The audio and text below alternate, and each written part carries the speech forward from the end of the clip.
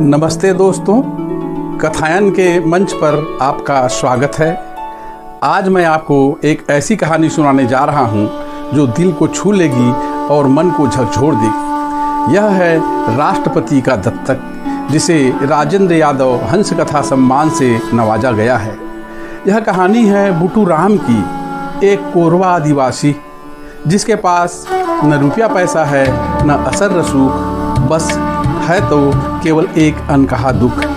समाज की मुख्य धारा में आकर अपनी गृहस्थी के बिखर जाने का दुख, और है उसे फिर से जुटाने का अनथक संघर्ष। जंगल की पगडंडियों से लेकर शहर की चकाचौंध तक हर दरवाज़ा वह खटखटा रहा है। उसकी आवाज़ क्या सुनी जाएगी? व्यवस्था उसके दर्द को क्या समझ पाएगी? और क्या वह अपने बच्चों को फिर से गले लगा पाएगा? आइए चलते हैं बुटू राम के साथ उसके संघर्ष की इस यात्रा पर। आधी रात का सन्नाटा। कदमझरिया गांव में एक छोटा सा मिट्टी का घर में अकेला बुटू राम चरपाई पर बेचैनी से करवटें बदल रहा था। तीसरे पहर सियारों का हुआ सुनाई दिया तो वह उठ बैठा। उसने अपने तीर कमान को कंधे पर टांगा और एक पुराना प्लास्टिक का बदरंग सा थैला उठाकर द्वार का सांकल लगाकर वह अंधेरी पगडंडी पर निकल आया। 14वीं की चांद में चमकते बदरंग थैले ने उसे फिर से बिरसों की याद दिला दी। उसी ने इसे अपने हाथों से बुना था। उसका मन कड़वा हो गया। उसने थैले को डंडे के छोर पर पीछे टांग लिया। थैले में उसने भूख मिटाने के लिए महुआ लाटा और पानी की तुमड़ी रख ली थी। उसने अपनी धंसी हुई आंखों से चांद को देखा और जंगल की अंधेरी पगडंडी पर चल पड़ा। सियारों की हुआ की आवाज़ अब भी आ रही थी। तीर धनुष और डंडे के रहते वह नहीं डरता, बस दंतैलों से न भिड़ंत हो जाए। पास ही के गांव तैलों ने हमला किया था। 2 आदमी को कुचल कर मार डाला। फसल चौपट कर दी। झोपड़ियों को तोड़कर वहां रखे धान और महुए का दारू पी गए। जो भी हो, उसे फरियाद करने कलेक्टर साहब के पास जाना ही था। अभी चला है तो वह 6-7 घंटों में शहर पहुंच जाएगा।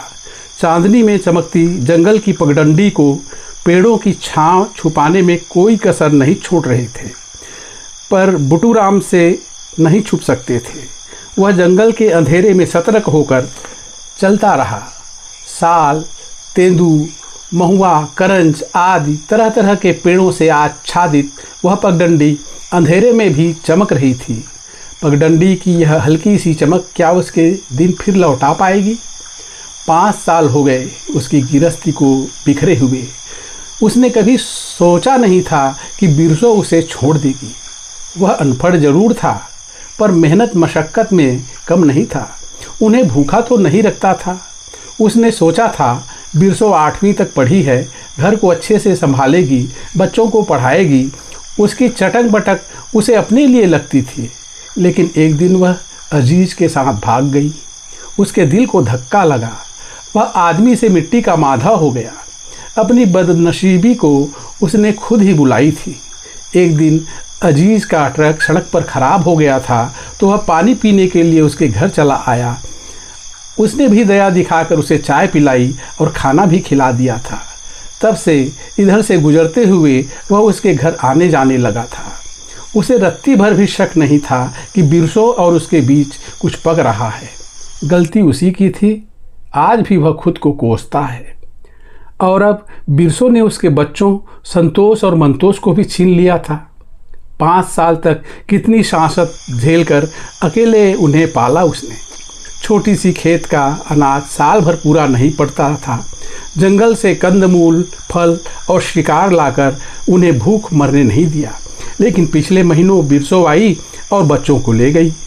बुटू राम ने उसे रोकने की कोशिश की, पर अजीज ने उसे धक्का मारकर भगा दिया। उसका मन तो हुआ तीर से उसे टुक दे, पर हिम्मत नहीं हुई। अब बच्चों को वापस पाने दर दर भटक रहा है वह। रिपोर्ट लिखाने लेमरू थाने गया था तो उल्टे उसका मजाक उड़ाया गया। खून का घूंट पीकर रह गया था वह। उसने पास के गांव में कलेक्टर साहिबा का दौरा होने की बात सुनी तो वह भी मिलने चला गया था, पर उसके पहुंचने के पहले ही वे वहां से निकल चुकी थी। उसने सुना कि वे बड़ी भली हैं। गांव वालों की शिकायतों पर उन्होंने अफसरों को फटकार लगाकर काम जल्द पूरा करने की ताकीद की थी। गांव के लोगों को मच्छरदानी और कंबल भी बांटा था। वह उनसे मिल नहीं पाया, पर उसे भरोसा हो गया था कि वे उसकी भी फरियाद सुनेंगी। इसीलिए वह जंगल के रास्ते 40 किलोमीटर पैदल चलकर उनसे मिलने जा रहा था। सूरज उगने लगा था। उसकी तिरछी किरणें पेड़ों के बीच से छनकर आ रही थीं। बुटू राम के कदम तेज थे पर मन भारी। वह सोच रहा था, क्या मेरी फरियाद सुनी जाएगी? क्या मेरे बच्चे मुझे वापस मिलेंगे? बिरसों के जाने के बाद बुटू राम का जीवन मानो व्यर्थ हो गया था। बिरसों के उड़ने से उसकी हैसियत एकदम से बदल गई थी। जिसकी बीवी किसी और के साथ भाग गई हो, वह कैसा मर्द? बुटू तय हर अजीज लक घर काबर बुलाए रे। गांव के लोग ताना मारते थे, बच्चे तक उसका मजाक उड़ाते।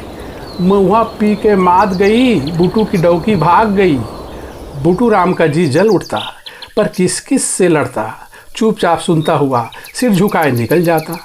उसका तीर कमान जो कभी उसकी शान था, अब बोझ लगने लगा था। वह गांव की चौपाल पर नहीं जाता था। घर में अकेले काम करता या जंगल में मुआ भूत जैसे भटकता रहता। बुटू राम कलेक्टोरेट के गेट पर पहुंचा तो सूरज बांस भर ऊंचा चढ़ चुका था। शहर की चकाचौंध में उसकी आंखें चौंधिया रही थी। गुमटी के पास खड़ा नगर सैनिक उसके हुलिये को देखकर सशंकित हो उठा। तीर कमान लिए यह आदिवासी कहाँ घुसा आ रहा है? उसने उसे टोका, कहाँ जा रहा है? बुटू राम ने कांपती आवाज़ में कहा, कलेक्टर साहिब से मिलना है, मेरी डौकी चोरी हो गई है। सैनिक हंसा, डौकी चोरी हो गई है? कोई सामान है जो चोरी हो जाएगी? उसने बुटू राम को अजीब नज़रों से देखा। सांवला, सिकिया, छितरे हुए खिचड़ी बाल, दाढ़ी मूछें, मैली सी कमीज और कमर पर पटकू। उसके कंधे पर टंगे तीर कमान ने उसका ध्यान विशेष रूप से खींचा। ये आदिवासी लोग बड़े खतरनाक होते हैं, तीर मारकर जान तक ले लेते हैं। आए दिन अखबारों में छपती रहती हैं इनकी खबरें। उसने कहा, कलेक्टर साहिब से मिलना है तो तीर कमान यहीं छोड़ दो। बुटू राम के पास उन्हें छोड़ने के अलावा कोई चारा नहीं था। कलेक्टोरेट के गलियारों में बुटू राम खोस आ गया। पूछते पाछते वह कलेक्टर कक्ष के सामने पहुंचा। सफ़ेद वर्दी डांटे दरबान ने उसे गौर से देखा, फिर सामने दीवार से लगी स्टील की कुर्सियों की ओर इशारा करते हुए बैठ जाने को कहा। कई फरियादी मर्द औरत वहां बैठे अपनी बारी का इंतजार कर रहे थे। वह झिझकता हुआ बीच की एक खाली कुर्सी पर बैठ गया और अपने चेहरे का पसीना पोंछने लगा। उसे जोरों की प्यास लगी थी, लेकिन वह उठ नहीं सकता था। कहीं उसका बुलावा आ गया तो? वह आंखें बंद कर कलेक्टर साहिबा से क्या कहेगा, उसे मन ही मन दोहराने लगा। इंतज़ार करते करते वह प्यास से अधमरा सा हो गया। आखिरकार उसकी बारी आई। कलेक्टर साहिबा के सामने वह खड़ा हुआ। उनके बारे में गांव में सुना था, वह गरीबों की सुनती हैं। बुटू राम ने हिम्मत बांधी, साहिब मोर डौकी भाग गईस, मोर बच्चा मन ल ले गईस, उमन ल वापस करा देवो मैडम। कलेक्टर साहिबा ने फाइल से नज़रें उठाई। डौकी भाग गई? उन्हें उसकी बातें ठीक से समझ में नहीं आई। उन्होंने गौर से उसे देखा। तुम कोरवा हो ना? तुम्हारे लेमरू में हाथी तांडव मचा रहे हैं। गांव वालों को समझाओ वहां से हट जाएं। सरकार तुम लोगों को नई बसाहट दे रही है। क्यों वहां पर रहकर जान देने पर तुले हुए हो? बुटू राम शक पकाया, साहिब मेरे बच्चे संतोष मंतोष अजीज उन्हें जबरन ले गया है। साहिबा ने अधीरता से कहा, कोई जबरन कैसे ले जाएगा? थाने में रपट लिखाई? उसने हाथ जोड़ते हुए कहा, लेमरू थाने गया था हजूर, उन्होंने भगा दिया।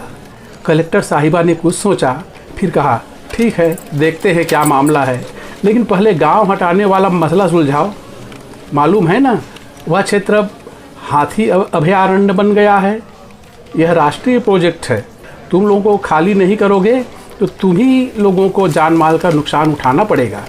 बुटू राम ने फिर भी गिड़गिड़ाया, मेरे बच्चे साहिब, मैं उनके बिना मर जाऊंगा, लेकिन मैम की नज़र फाइलों में उलझ गई थी।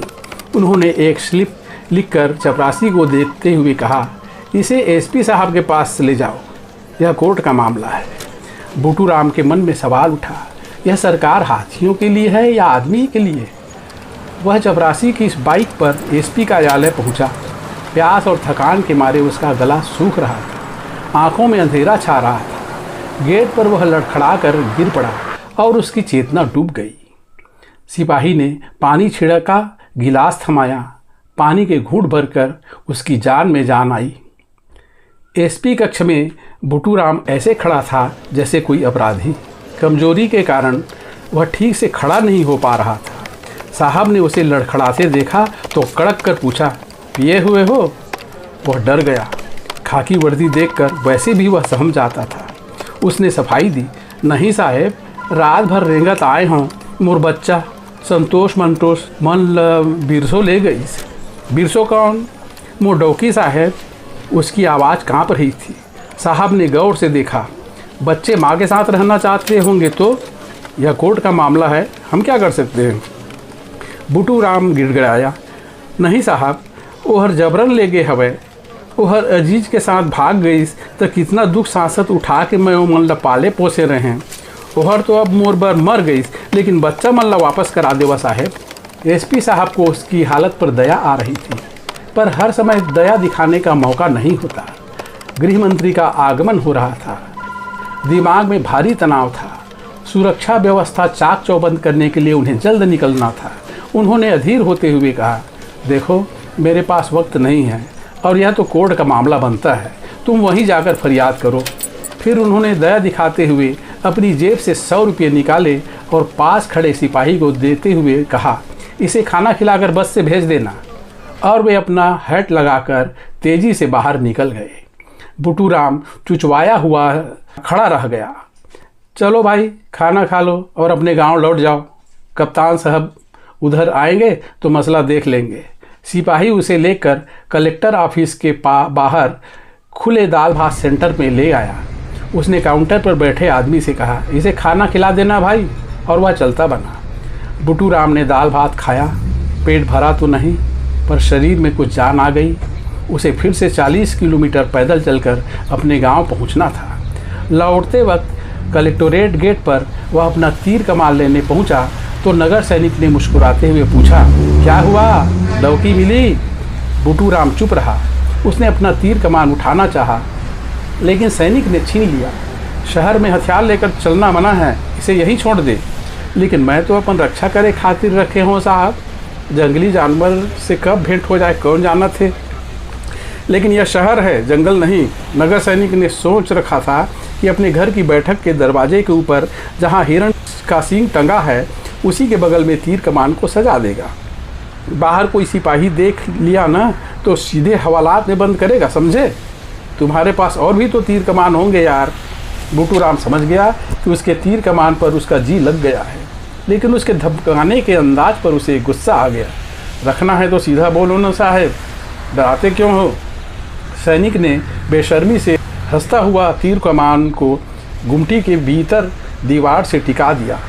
बूटू राम मन ही मन उसे कोसता हुआ गेट के बाहर निकल आया। तीर कमान के बिना वह खुद को अशक्त महसूस कर रहा था। वह उसकी ताकत था, जंगल में उसका साथी।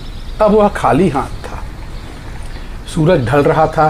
बूटू राम जंगल की ओर लौट चला। पगडंडियाँ अब और भारी लग रही थीं। वह सोच रहा था, गांव में क्या मुंह दिखाऊंगा, लोग फिर ताने मारेंगे। फिर भी एक हल्की सी उम्मीद जगी हुई थी। कप्तान साहब ने कहा तो है उसके गांव तरफ आएंगे।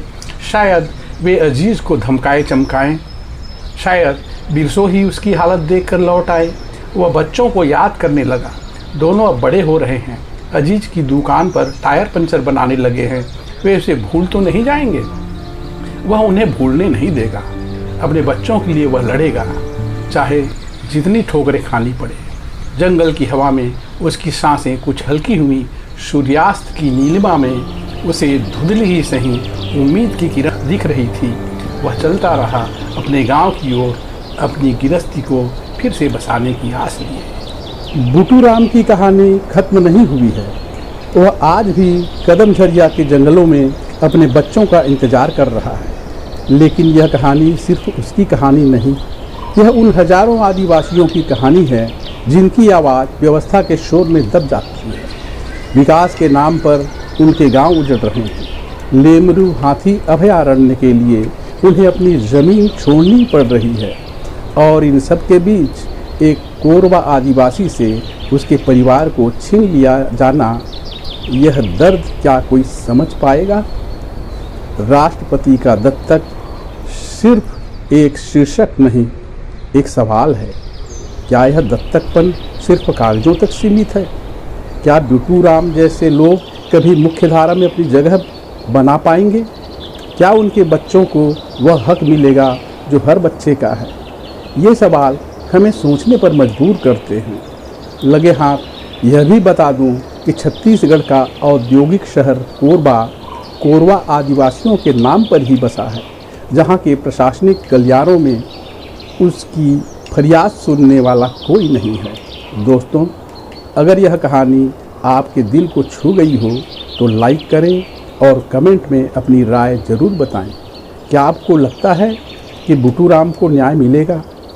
ऐसी कहानियों को और सुनने के लिए हमारे चैनल कथायन को सब्सक्राइब करें और बेल आइकन दबाएं। चलिए मिलते हैं अगली कहानी में। नमस्ते।